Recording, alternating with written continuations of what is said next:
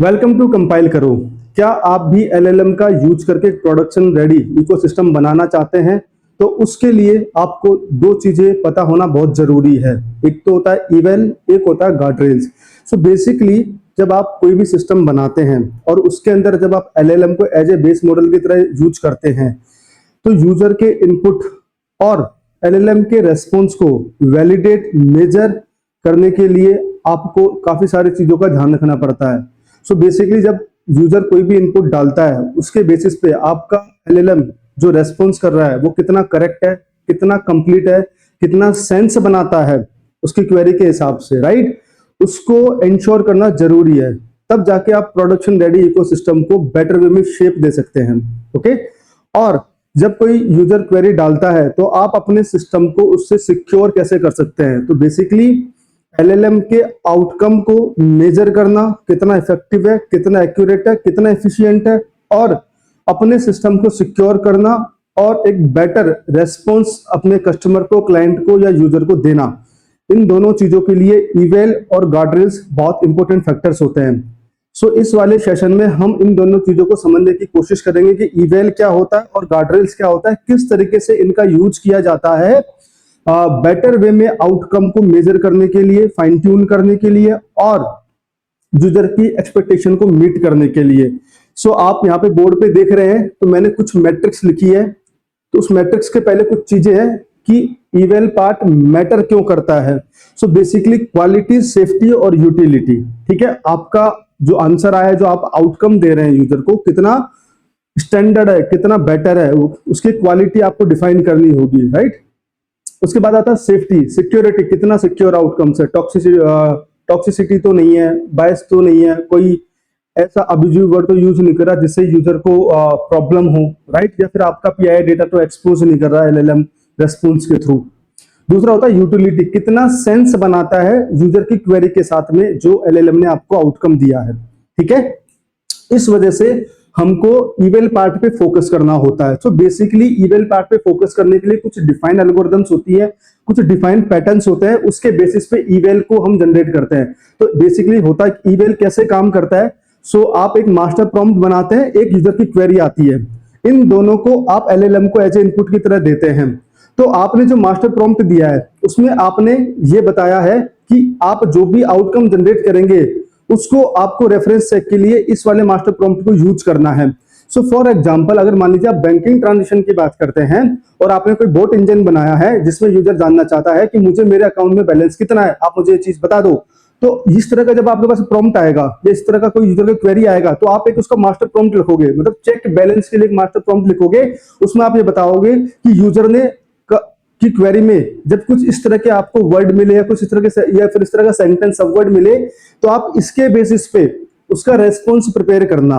ठीक है, वो कैसे हो सकता है? चेक बैलेंस के लिए एक बैंक को किस किस चीज की आवश्यकता होती है, किस अकाउंट टाइप का उसको बैलेंस चाहिए, किस अकाउंट नंबर के साथ में चाहिए। ठीक है, ये सारी इंफॉर्मेशन के साथ भी आप रेस्पॉन्स प्रिपेयर कर सकते हो।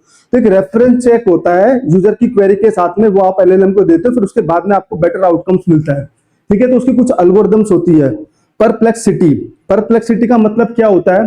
जब आप कोई भी एक सिंपल सा और एक कंसाइज इनपुट देते हैं तो बेटर वे में वो नेक्स्ट वर्ड को प्रिडिक्ट कर पाता है। बट अगर आपने कंफ्यूजिंग चीज दी उसको, तो बेटर वे में नेक्स्ट वर्ड को प्रिडिक्ट नहीं कर पाएगा, और हो सकता है जो उसने रेस्पॉन्स दिया है वो कंप्लीट ना हो, या फिर यूजर की क्वेरी के हिसाब से फिट नहीं बैठता हो, या फिर करेक्ट नहीं हो। ठीक है, इसको बोलते हैं परप्लेक्सिटी।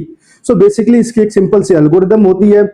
सो आपने जो आपका जो मास्टर प्रॉम्प्ट है वो इसमें रेफरेंस टेक्स्ट की तरह जाता है, फिर हर एक टोकन की जो नेक्स्ट टोकन जनरेट होता है उसका उस रेफरेंस टेक्स्ट की कोरस्पॉन्डिंग एक प्रोबेबिलिटी निकाला जाता है, और जिसकी हाईएस्ट प्रोबेबिलिटी होगी उसके बेसिस पे नेक्स्ट जो वर्ड होता है और उसके बेसिस पे सेंटेंस को प्रिपेयर किया जाता है, और जिससे आपको बेटर आउटकम मिलता है।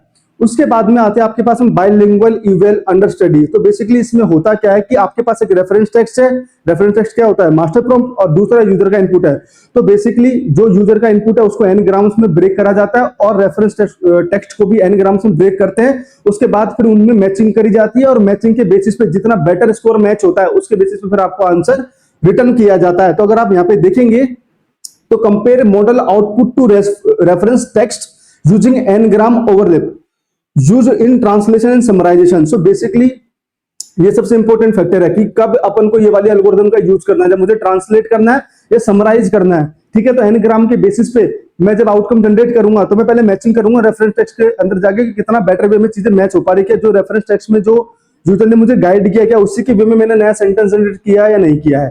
ठीक है, उसके बाद में ये एल्गोरिथम है, ये 4 स्टेप बताई गई है किस तरीके से एल्गोरिथम काम करती है। Break model output and reference into ngrams, count overlapping ngrams कि कितने एनग्राम्स रेफरेंस टेक्स्ट में मैच करते हैं उसके बेसिस पे। Apply precision weighting and brevity penalty. So basically होता क्या है कि अगर मान लीजिए सही तरीके से मैच नहीं करा तो आप पेनल्टी भी लगाते हैं, तो पेनल्टी बेसिकली मिनिमम होना चाहिए और वेट को आप एडजस्ट करते हैं जिससे बेटर वे में आप सेंटेंस प्रिपेयर कर सके। हाई स्कोर होगा तो जो ह्यूमन मतलब किसी इंसान ने एक रेफरेंस टेक्स्ट लिख के दिया होगा तो उससे वो बेटर मैच कर रहा होगा तो आपका आउटकम बेटर मिलेगा। ठीक है, उसके बाद में आता है रूज। रूज में होता है क्या आपके पास में कि मेजर रिकॉल। रिकॉल का मतलब क्या होता है कि जो how much of the reference text appear in the output. तो बेसिकली आप सीधा बात समझो कि आपने अगर मान लीजिए एक सेंटेंस बनाया उसमें 10 टोकन है और रेफरेंस टैग है उसमें 10 टोकन है, तो 8 टोकन रेफरेंस टेक्स्ट में मैच हो गए, इसको बोलते हैं रूज। सिंपल भाषा में समझो, ठीक है ना। तो समराइजेशन के टास्क के लिए ये काफी पॉपुलर है। ठीक है, कैसे काम करती है? Extract ngrams from both model output and reference. ये अब मॉडल आउटपुट से निकाल रहा है, ठीक है, और रेफरेंस टेक्स्ट जो आपने दिया है। Count how many reference ngrams appear in the output. ठीक है, तो आप ये चेक करेंगे कि रेफरेंस के कितने एनग्राम्स आउटपुट के अंदर मैच करने, जितने ज्यादा मैचिंग होगी उतना बेटर आपको रेस्पॉन्स मिलेगा। ठीक है, डिवाइड बाय टोटल रेफरेंस एनग्राम्स, मतलब है कि ये स्कोर जनरेट करता है, ये वाला स्कोर 0 to 1 के बीच में होता है। ठीक है, उसके बाद में आता है मेट्योर। मेट्योर का मतलब क्या होता है? Flexible matching. सो बेसिकली इसमें होता क्या है कि आप किसी एग्जैक्ट वर्ड को मैच कर सकते हो, आप सिनोनिम्स को मैच कर सकते हो, आप पैराफ्रेज मैचेस कर सकते हो, और स्टेम मैचिंग। स्टेम मैचिंग क्या होता है? बेसिकली मैं आपको इस पे फोकस करूंगा क्योंकि बाकी सबके मीनिंग तो आपको समझ में आएंगे, लेकिन स्टेम का मीनिंग समझ में नहीं आएगा। तो होता क्या है कि किसी भी वर्ड से मेन वर्ड निकालना, रन रनिंग, कैच कैचिंग। ठीक है, तो कैच ये स्टेम मतलब मेन वर्ड कोर वर्ड को निकालने को बोलते हैं स्टेमिंग। ठीक है, प्रिसीजन एंड रिकॉल। प्रिसीजन मतलब एक्यूरेसी कितनी है, जो सेंटेंस आपके पास में है वो एग्जैक्टली आपने वही रेस्पॉन्स उसको रिटर्न किया जो यूजर चाहता है, उसको बोलते हैं प्रिसीजन। कितना एक्यूरेट उस रेफरेंस टेक्स्ट के कॉरस्पॉन्डिंग आपका आउटकम मिला है। रिकॉल का मतलब क्या होता है? सो बेसिकली रिकॉल आपको हेल्प करता है एफ स्कोर को बेटर करने के लिए। ठीक है, तो रिकॉल में होता क्या है कि जो आपका सेंटेंस है वो यूजर की सेंटेंस के बेसिस पे कितना सेंस बनाता है उसको बोलते हैं रिकॉल। ठीक है, तो बेसिकली क्या होता है? करेक्टनेस और कंप्लीटनेस दो चीज होती है। तो जो आउटकम आपके पास में है वो करेक्ट भी होना चाहिए, कंप्लीट भी होना चाहिए, और थर्ड चीज होती है रिकॉल मतलब सेंस बनाना। तो उस सेंस कितना बनाएगा, क्योंकि यूजर जो आपसे जानना चाहता है कि आप उसको दे पा रहे हो कि नहीं दे पा रहे हो। ठीक है, उसके बाद आती है एफ स्कोर, जो अभी मैंने आपको बताया कि प्रिसीजन एंड जो रिकॉल होता है वो हेल्प करता है एफ स्कोर को डिसाइड करने के लिए। तो एफ स्कोर जितना ज्यादा होगा उतना बेटर आपका सेंटेंस का आउटकम होगा। Combine precision and recall using a weighted harmonic mean, जितना अच्छा होगा उतना बेटर आपको रेस्पॉन्स मिल रहा है। Fragmentation penalty, if match word are scattered and not in correct order. तो बेसिकली होता क्या है, जब आपने कोई सेंटेंस दिया और फाइनली जो सेंटेंस बना, सो वो जो वर्ड की ऑर्डरिंग है वो भी मैटर करती है। ठीक है, तो क्योंकि वर्ड की ऑर्डरिंग के बेसिस पे उस सेंटेंस का मीनिंग चेंज हो जाता है इस वजह के से। इसके बाद आता है कि आपके पास में जो वर्ड ऑर्डर है वो करेक्ट होना चाहिए। ठीक है, अब एक आता है BERT score, use embedding from BERT measure semantic similarity rather than surface overlap. जो अब तक अपन ने जो एल्गोरिथम पढ़ी थी वो सरफेस ओवरलैपिंग। सरफेस ओवरलैपिंग में क्या होता है? आप टेक्स्ट मैचिंग कराते हैं वेटेज के बेसिस पे, फिर आप उसको फाइनल बताते हैं कि अच्छा वेट मैच हो रहा है तो मैं इसको दे देता हूं। ठीक है, बेसिकली प्रोबेबिलिटी बेस्ड मैचिंग होती है। बट के अंदर आपके पास क्या होता है कि आपने वेक्टर बनाया, वेक्टर की मैचिंग निकाली, और उसमें बेसिकली मैचिंग कैसे करते हैं? आप कोसाइन सिमिलरिटी निकालते हो। और सिमेंटिक सिमिलरिटी का मतलब क्या होता है? अगर मान लीजिए कि आज आसमान में बादल हैं तो बारिश होगी, उसको बोलते हैं सिमेंटिक, मतलब अजम्पशन करना, अजूम करना। तो यूजर के क्वेरी का इस तरह से आंसर दिया जा सकता है। ठीक है, encode output and reference sentences into embeddings, compute cosine similarity for each token pair, average best matches. जितना हाई स्कोर होगा उतना सिमेंटिकली वो मैच करेंगे, बेटर सेंस बनाएंगे। ठीक है, तो बेसिकली बट स्कोर के अंदर क्या होता है कि आप वेक्टर्स में कन्वर्ट करते हैं रेफरेंस टेक्स्ट को, और जो आउटकम्स आता है उसको, उसके बाद प्रोसेसिबिलिटी निकालते हैं, उसके बेसिस पे फाइनल सेंटेंस आपका प्रिपेयर होता है, उसको आप रिटर्न कर देते हो। उसके बाद में आता है एलएलएम एज ए जज। सो बेसिकली एलएलएम को आपने जज बना दिया कि आपने आंसर दिया है मुझे, तो आप ही मुझे बताइए कि आंसर मेरे इस वाले इनपुट और इस वाले रेफरेंस टेक्स्ट के कॉरस्पॉन्डिंग कितना सेंस बनाता है, कितना करेक्ट है, कितना कंप्लीट है, कितना एक्यूरेट है और कितना सिक्योर है। ठीक है, उस वजह से आप एलएलएम जज को यूज करते हैं। बड़ा सिंपल सा एल्गोरिथम्स होता है। तो इसके अंदर होता क्या है कि आपको एक गाइडलाइन डिसाइड करनी पड़ती है एलएलएम को। जब आप एलएलएम को देते हो तो आप रेफरेंस टेक्स्ट के साथ में गाइडलाइन भी डिसाइड करते हो कि इस वाली गाइडलाइन के कॉरस्पॉन्डिंग आपको मेरा इनपुट और आउटपुट दोनों को चेक करके मुझे स्कोर जनरेट करके देना है 1 to 5 के बीच में। जितना बेटर स्कोर होगा उतना बेटर आपका आउटकम होगा। ठीक है, गाइडलाइंस बोलते हैं रूब्रिक को। अब आता है ह्यूमन सेंटर्ड मैट्रिक्स। तो basically humans rate outputs directly, essential for nonsense quality check. Accuracy and correctness is the content factuality right. So basically accuracy matter कर रही है, accuracy, क्योंकि LLM जो है वो काफी बड़े डेटा पे ट्रेन हुआ है, जो कि बेसिकली पब्लिक डेटा पे ट्रेन हुआ। आप ये बोलोगे तो आप बेटर वे में अपना रेस्पॉन्स चाहते हैं, बेटर वे में अगर अपना आउटकम चाहते हैं तो बहुत सारे आपको चीजें चेक करनी पड़ेगी। ठीक है, उसके लिए ईवेल मैट्रिक्स बनाई गई। ईवेल मैट्रिक्स इसलिए बनाई गई है, ठीक है, कुछ एल्गोरिथम्स होती है, तो यहाँ पे वर्ड मैचिंग भी होता है, एनग्राम मैचिंग भी होता है। ठीक है, यहाँ पे वेक्टर बेसिस के मैचिंग भी होता है। फिर उसके बेसिस फाइनल चीजों को जनरेट किया जाता है कि कितना बेस्ट स्कोर आ रहा है, और बेस्ट स्कोर के बेसिस पे अपन जज करते हैं हाँ इसने जो आउटकम दिया है वो बेटर है मेरे लिए। ठीक है, उसके बाद में रिलेवेंस कितना बनाता है, फ्लुएंसी कितना है, हेल्पफुल कितना है, सेफ्टी और एथिक्स कितना है। तो ये सारी मैट्रिक्स है जो कि एक अगर इंसान बैठ के अगर किसी भी आउटकम को अगर चेक करेगा तो ये सारी चीजों को देखेगा, उसके बेसिस पे वो रेट करेगा कि कितना बेटर ये मॉडल है, किस वे में ये आंसर को जनरेट करता है। ठीक है, अगर एल्गोरिथम की अगर मैं बात करूंगा तो वही वाली बात है, अगर अरविंद शर्मा को कुछ आउटकम्स दे दिए जाए और कुछ क्वेश्चन दे दिए जाए और उनके आंसर दे दिए जाए, तो वो आंसर उस वाले क्वेश्चन के साथ में कितना सेंस बनाते हैं, तो उसके लिए मैं कुछ मैट्रिक्स, कुछ गाइडलाइन और कुछ क्या बोलते हैं ऑब्जेक्टिव डिफाइन करूंगा, उसके बेसिस पे उसको मेजर करूंगा। राइट, तो ये सारी वो मेजर होती है ना। अब इसके बाद में अगर आप देखेंगे तो टास्क स्पेसिफिक मैट्रिक्स क्या होती है, समराइजेशन के लिए मैट्रिक्स क्या क्या होगा आपके पास, रूज होगा, बट स्कोर होगा, फैक्चुअल कंसिस्टेंसी चेक होगा। सो बेसिकली समराइजेशन का मतलब क्या होता है, आपने एक लॉन्ग टेक्स्ट दे दिया, उसको 100 वर्ड में समराइज करना है, तो आपको मास्टर वर्ड पिकअप करना है, तो उसके लिए उसको सेंटेंस का सेंस समझ में आना चाहिए, ऑब्जेक्टिव समझ, translation, dialogue and code generation. ठीक है, तो ये 4 तरह के टास्क अगर अपन ने दिए हैं एलएलएम को। ठीक है, अब तक अपन ने जो समझा उसके बेसिस पे मैं यहाँ पे कुछ कुछ चीजें आपको बताऊंगा।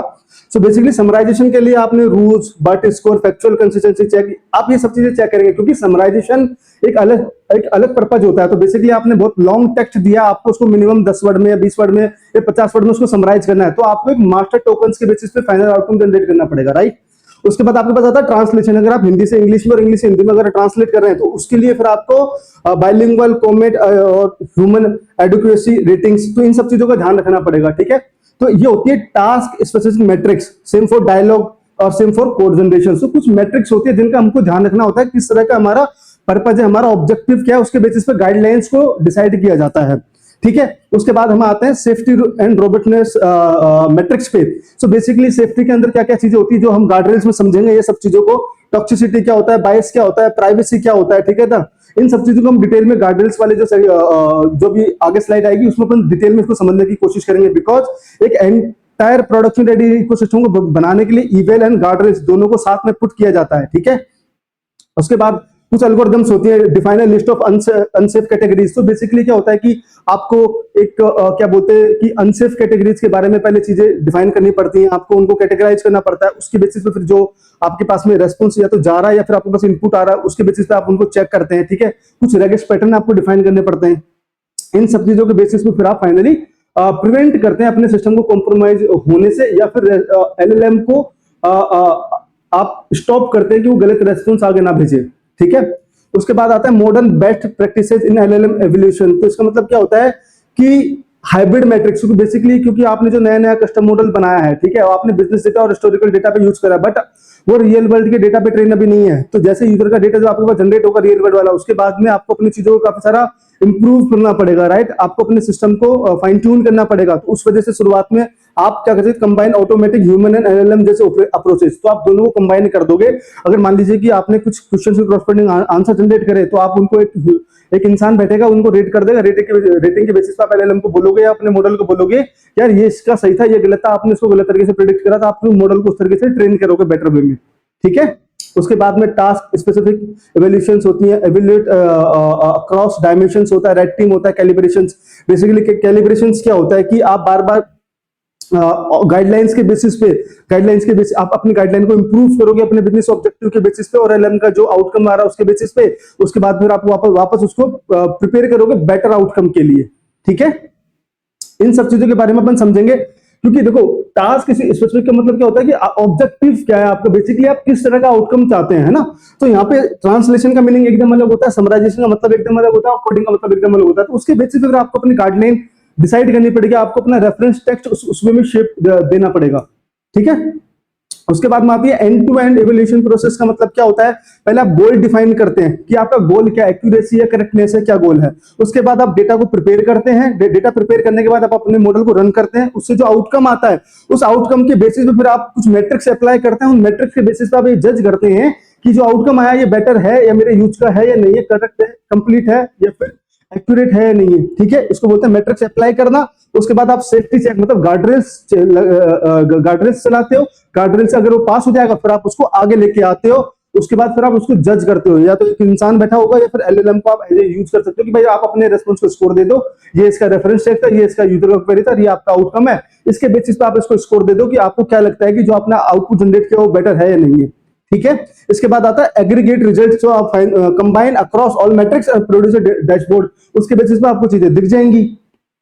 अब आता है कि क्या कमजोरियां थी, उनको उन पे काम करो, काम करके उनको इंप्रूव करो। ठीक है, रिफाइन और रिटेस्ट करना है। तो बेसिकली किसी भी ट्रस्टवर्दी एआई के इकोसिस्टम को बनाने के लिए ईवेल काफी इंपॉर्टेंट पार्ट होता है। ठीक है, सो आप जब कोई भी प्रोडक्शन रेडी इकोसिस्टम बनाएंगे तो आप सबसे पहले ईवेल वाला पार्ट को सही करेंगे और इंप्रूव करेंगे, उसके बाद आपके बेटर आंसर जनरेट होने लगेंगे एलएलएम के थ्रू। अब अपन सेकंड वाले पार्ट पे आते हैं, गार्डरेल्स वाले पार्ट पे। ठीक है, सो बेसिकली गार्डरेल्स होता क्या है, अगर आप देखेंगे मतलब सेफ्टी मतलब एक गार्ड है जो कि जो यूजर का इनपुट आ रहा है उसमें सब चीजें पहले चेक करेगा, कहीं ये वल्नरेबल तो नहीं है, कहीं से मेरा सिस्टम कॉम्प्रोमाइज तो नहीं हो जाएगा, कहीं ये मेरा पीआईआई डेटा लीक तो नहीं कर देगा, उसको बोलते हैं गार्ड रेल्स। ठीक है, और जब आउटकम एलएलएम दे रहा है उस समय भी मैं चेक करता हूं कहीं एलएलएम ने मेरे पीआईआई डेटा एक्सपोज तो नहीं कर दिया। ठीक है, कुछ गलत आंसर तो नहीं कर रहा है वो। ठीक है, कुछ अब्यूसिव लैंग्वेज का यूज तो नहीं कर रहा है। ठीक है, कोई ऑफेंसिव कमेंट तो नहीं कर रहा है। इन सब चीजों का ध्यान रखने के लिए गार्ड रेल्स होती है। ठीक है ना, तो बेसिकली आपके सिस्टम को सेफ, रिलायबल और कंप्लायंट रखने के लिए गार्ड रेल्स होती हैं।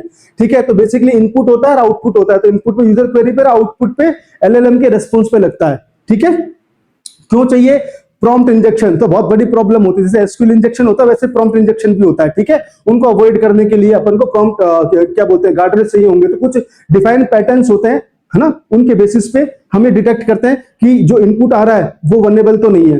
ओके, उसके बाद आता है जेल ब्रेकिंग। इसका मतलब क्या होता है कि एलएलएम के पास में कुछ डिफाइंड रूल सेट होते हैं सिक्योरिटी के लिए, उनको बाईपास करना। तो आपने एक बड़े से टेक्स्ट में छोटा सा वर्ड अलग से डाल दिया बाईपास करके, या फिर आपने बोल दिया अवॉइड दिस, और क्या बोलते हैं उसको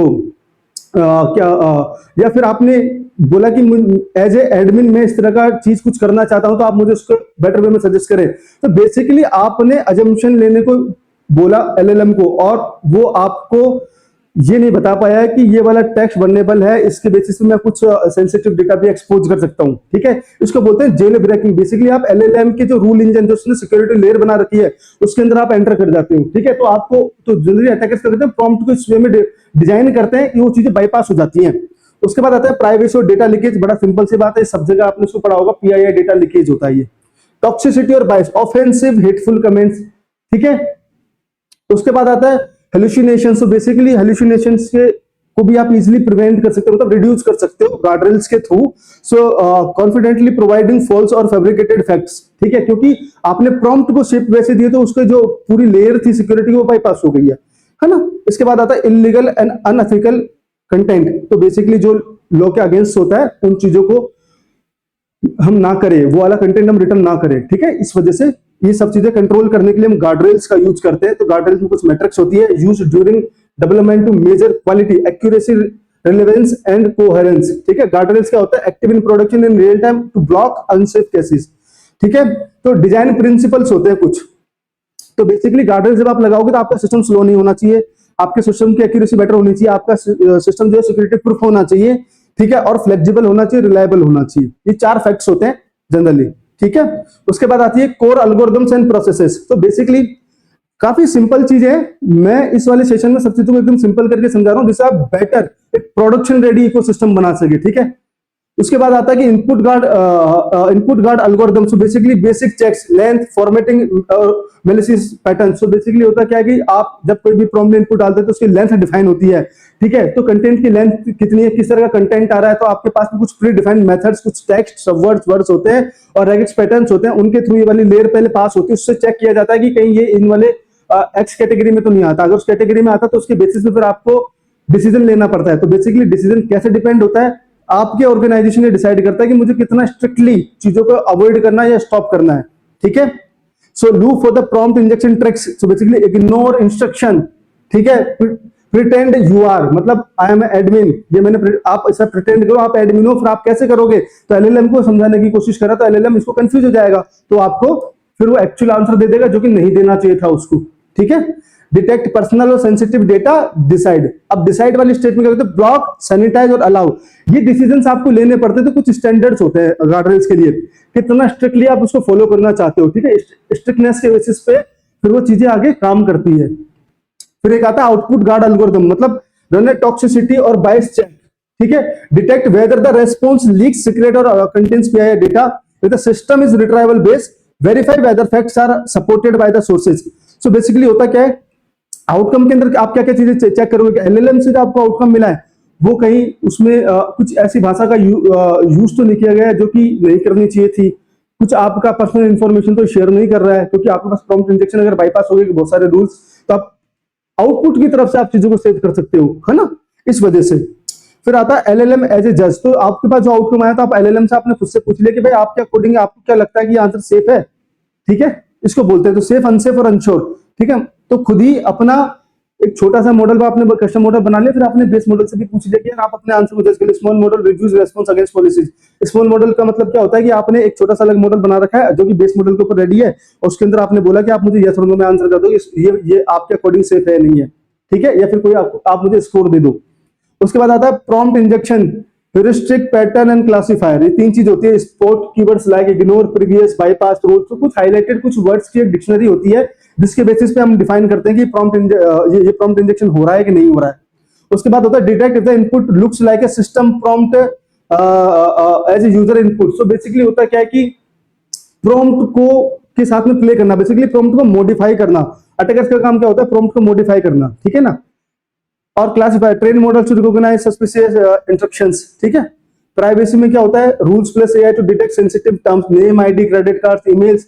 ऑन इनपुट मास्क और रिजेक्ट, और ऑन आउटपुट रिडेक्ट और रिजनरेट। सो बेसिकली अगर आप जब कोई भी सेंसिटिव इंफॉर्मेशन आपके प्रॉम्प्ट में जब पास करते हैं तो एलएलएम उसके बेसिस पे फिर आंसर करने की कोशिश करता है। तो जनरली आपको मास्क करना चाहिए, एनोमाइजेशन करना चाहिए, मतलब suppose that X Y Z 1 2 3 की जगह एक्स वाई जेड आपने बोल दिया, तो एनोमाइजेशन का मतलब ये होता है, ठीक है। Hallucination, fact checking, break down LLMs response into factual claims. Factual claims का मतलब क्या होता है कि जो आउटकम आपके पास में है और जो इनपुट आपके पास में है, क्या उसके साथ वो सेंस बना रहा है कि नहीं बना रहा है, ठीक है ना। Check each claim against a knowledge base और external retrieval system. If unsupported mark high risk, add disclaimer and regenerate. Okay, so basically आपको पता है कि आपको किस तरह का आंसर चाहिए। अगर हेलुसिनेट कर रहा है तो आपको चेक करना पड़ेगा हेलुसिनेट इसने क्यों करा, किस तरह की क्वेरी इसके पास में गई थी, तो फिर आपको पूरा सिस्टम लूप घुमाना पड़ेगा। Risk based handling, low risk, medium और हाई रिस्क, ये आपको डिसीजन लेना पड़ेगा, ठीक है। आपको सैनिटाइजर के आगे भेजना है या फिर आप प्रॉम्प्ट को चेंज करके आगे भेजना चाहते हैं तो आप वाली चीज भी कर सकते हैं। उसके बाद आता है continuous red teeming and monitoring. So basically red team क्या एक सॉफ्टवेयर होता है, ठीक है, एक मैकेनिज्म होती है। इसके थ्रू क्या होता है कि सिक्योरिटी चेक्स को इंश्योर किया जाता है और समय के साथ में एल्गोरिथम्स को इंप्रूव किया जाता है। तो एक डिफाइंड पैटर्न्स होते हैं जिनको डिटेक्ट करने के बाद में हम इजीली अपने सिस्टम को कॉम्प्रोमाइज होने से बचा सकते हैं, ठीक है। रेड टीम क्या करती है, try to attack the system with adversarial prompts, capture failures, where did guardrails miss, क्या फेल हुआ। तो बेसिकली हिट एंड ट्राई वाली चीज है, खुद ही सेव करता है, खुद ही फेल करने की कोशिश करता है और फिर उससे सीखने की कोशिश करता है, ठीक है। फिक्शन, अपडेट, मॉनिटर और रिपीट, इसी को कंटिन्यूअसली रिपीट करती है। तो यही तरीका है अपने सिस्टम को सिक्योर करने के लिए। पूरी दुनिया में इसी तरीके से काम होता है, ठीक है। एंड टू एंड पाइपलाइन कैसे काम करेगी, जिस तरह का इनपुट आएगा checked by input guard, if safe pass to LLM output reviewed by LLM judge, if safe deliver to user, if unsure deeper checks by output guard। अगर एक check आप और कस्टम चेक ऐड कर दो उसके अंदर, अगर आपको थोड़ा सा सस्पिशियस लगा तो, ठीक है ना। उसके बाद if unsafe ब्लॉक और रिजनरेट, ठीक है।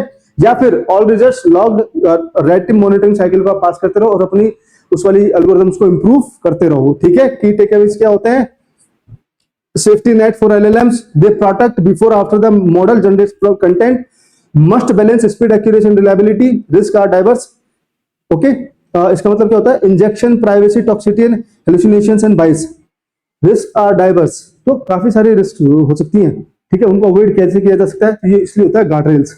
ठीक है, red teaming monitoring is continuous in real systems, layered defence are necessary, no single method is enough. ठीक है, तो बेसिकली सिक्योरिटी पर्पज के लिए आपके पास मल्टी लेयर होना चीजें जरूरी है। तो इस छोटे कल वाले पार्ट में तो बेसिकली आज हमने सब चीजों की थ्योरी समझी है, बट ये थ्योरी क्यों इंपॉर्टेंट आपको एक चीज मैं बताता हूँ, क्योंकि जब तक आपको बेस नहीं पता होगा, थ्योरी नहीं पता होगी ना, तो आप अपने सिस्टम को गाइड नहीं कर पाओगे बेटर वे में। तो जितना भी एलएलएम है ना, ये पूरा थ्योरेटिकल है। क्योंकि थ्योरेटिकल क्यों? क्योंकि आपको इसमें इनपुट टेक्स्ट देना पड़ता है, क्योंकि वो टेक्स्ट की भाषा समझ रहा है ना।